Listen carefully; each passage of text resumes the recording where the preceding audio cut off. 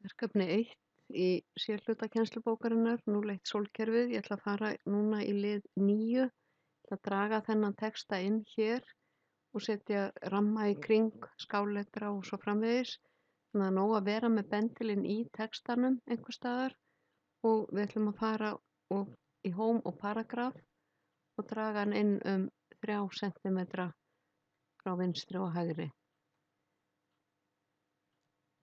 Og síðan segjum við bara OK, þá dregst hann hér inn 3 cm.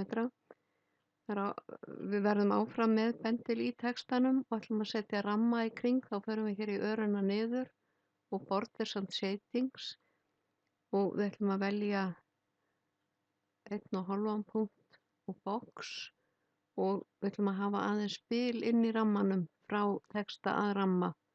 Förum hérna í options og ætlum að hafa 6 punkta allt í kring.